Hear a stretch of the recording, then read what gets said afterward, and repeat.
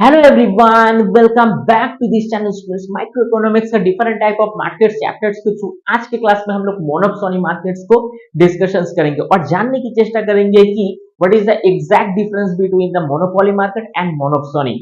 Students, monopoly markets के अंदर हमें ये देखने को मिलता था कि जो एक सेलर होता था उसके हाथ में ही प्राइसिंग पावर हुआ करता था। सो दैट इज व्हाई वो अपने हिसाब से, अपने प्राइस के हिसाब से कस्टमर को सामान बेचता है।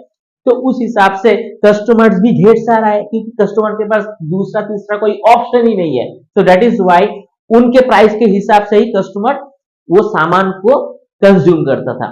तो उस हिसाब से स्टूडेंट्स हमें यहाँ पे this form of the market is complementary form of the monopoly. In a monopoly market there is only seller and large number of buyer. monopoly market में large number of buyers होता है और उसके बाद एक ही सेलर होता है। अच्छा, ये जो फॉर्म होता है ना, ये मोनोपोली मार्केट का ही जस्ट एक रेप्लिका होता है। तो उस हिसाब से on the other hand in the monopoly market there are only one buyer and large number of sellers होता है। Other condition as the same in the monopoly market. If the seller produce differentiated product, when this type of market is called the monopolistic competitions, and monopolistic is the complementary form of the monopolistic competition. So students, यहाँ पे monopoly और monopolistic इसमें कुछ distance यहाँ पे है। आइए students, first of all हम लोग जानेंगे कि फर्स्ट ऑफ ऑल अगर यहाँ पे कुछ सेलर्स है, ठीक है, वो अपना जो सामान है वो कस्टमर को क्या करेगा, बेचेगा अपने ही हिसाब से। अपने पास प्राइसिंग पावर होगा, कोई कंपटीशन नहीं होगा, तो उस हिसाब से ये होगा हमारा मोनोपोली मार्केट। ठीक है, तो इस हिसाब से ये मोनोपोली मार्केट होगा।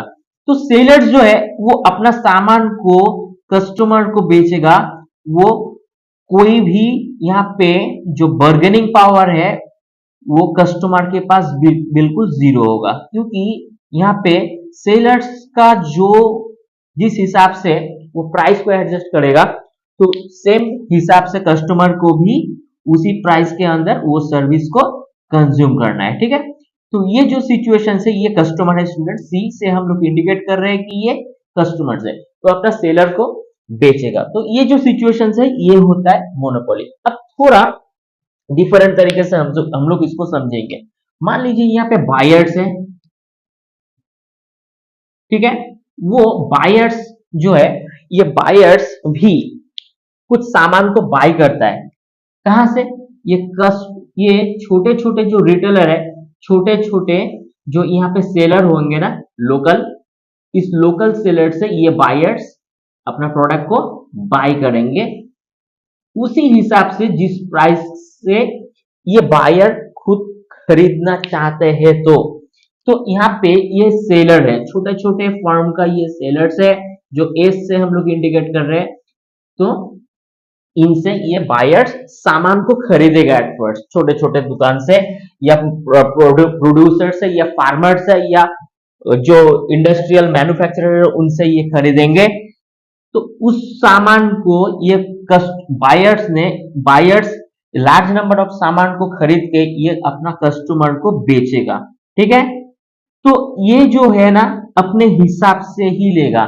अपने हिसाब से का मतलब है कि जो प्राइस बायर इनके सामने रखेगा, नेगोशिएशन उसके उस हिसाब से ही होगा। अगर इन्होंने कभी भी बार्गेनिंग करने की चेष्टा करी तो बायर्स कभी भी इनका सामान नहीं खरीदेंगे। यानी यहाँ पे एक सेलर का बहुत सारे कस्टमर बेस के ऊपर मोनोपोली चलता है और यहाँ पे ठीक इसके विपरीत एक बायर्स का बहुत सारे सेलर्स के ऊपर मोनोपोली चलती है। तो इस हिसाब से जो हम लोग देखते हैं ना, तो इसको हम लोग क्या बोलते हैं, मोनोपोली मार्केट। ठीक है, तो स्टूडेंट्स इस हिसाब से मोनोपोली मार्केट हम लोग बोलते हैं। यानी यहाँ पे एक ही वन एंड ओनली बायर्स ही होगा और दूसरा तीसरा कोई ऑप्शन ही नहीं होगा कि हम अपना सामान को लेके कहां पे बेचे। एक ही कस्टमर के ऊपर हमें सेल करना होगा। तो स्टूडेंट्स, अब क्वेश्चन ये आता है कि सर वास्तव में या रियली इसका कोई ऑप्शन है, ऐसा कोई मार्केट वाकई में एग्जिस्ट करता है क्या? बिल्कुल करता है। तो स्टूडेंट्स अपना अमेजोन को आप देख लो। अमेजोन का जो बिजनेस मॉड्यूल है ये क्या करता है, ये सामान को डिलीवर करता है अपना कस्टमर को, कस्टमर्स को क्या करता है, सामान डिलीवर डिलीवर करता है। इसके पास बहुत ज्यादा कस्टमर बेस है टोटल ऑल ओवर वर्ल्ड के अंदर। तो ऑनलाइन प्लेटफॉर्म के थ्रू ये बुकिंग लेता है और कस्टमर को सर्विस प्रोवाइड करता है। लेकिन मजे की बात यह है कि अमेजोन के पास एक भी दुकान नहीं है, ठीक है, अमेजोन के पास एक भी दुकान नहीं है, ना ये कोई प्रोडक्ट को मैन्युफैक्चर करता है। तो ये सब ये क्या करता है, ये छोटे छोटे जो रिटेलर्स है, हम लोग आर लिख के रिटेलर इंडिकेट करेंगे, ये रिटेलर से अपने भाव के हिसाब से सामान को लेता है, सस्ता खरीदता है और महंगा कस्टमर को बेचता है, ठीक है। तो ये सस्ता खरीदता है और कस्टमर को महंगा बेचता है, तो बहुत सारा मार्जिन इनके पास है। तो अमेजोन के पास एक भी दुकान ना होने से भी ये कस्टमर को ज्यादा से ज्यादा सामान बेचता है। तो ये कस्टमर को जाके यानी रिटेलर्स को जाके बोलता है, भैया अगर हमारे प्लेटफॉर्म के अंदर आपको प्रमोशंस चाहिए, कस्टमर ज्यादा चाहिए यानी बिक्री ज्यादा चाहिए, तो आपको 100 का सामान जो है वो 80 रुपीस में बेचना पड़ेगा और बदले में हम आपको ज्यादा से ज्यादा कस्टमर बेच देंगे। तो उस हिसाब से कस्टमर इनके प्लेटफॉर्म में जाके सामान को बेचता है। चलिए इसका और एग्जांपल्स लेते हैं, जैसे हो गया ओला। ओला एक कैब प्लेटफॉर्म है जहां पे आप कभी भी 24/7 के अंदर आप कोई भी बुकिंग करते हो तो तुरंत ये अपना सर्विस को प्रोवाइड करता है और पैसेंजर को ये सर्विस प्रोवाइड करता है। लेकिन यहां पे मजेदार बात यही है, इसके पास भी एक भी टैक्सी नहीं है या कोई भी कार नहीं है, ये सिर्फ इंटरमीडिएट का काम करता है जो एक कमीशन चार्ज करता है और पूरा का पूरा जो ओला होता है और उबर जो कार होता है, what ever you can say, ये टोटल ड्राइवर का होता है, ठीक है। तो ड्राइवर तो इनके साथ काम करता है लेकिन इनको बदले में मिलता है बहुत ही कम सैलरी या commission, what ever you can say. इनको बोला जाता है, हम लोग यहाँ पे जो 100 रुपए का जो चार्ज है आपको भैया 75 रुपीज देंगे। Ola will be said to the driver, so we will be giving only 75 rupees. So इससे क्या होगा, you will be getting more and more opportunities from the passengers point of view. आपको ज्यादा से ज्यादा अपॉर्चुनिटी दी जाएगी हमारे प्लेटफॉर्म के थ्रू।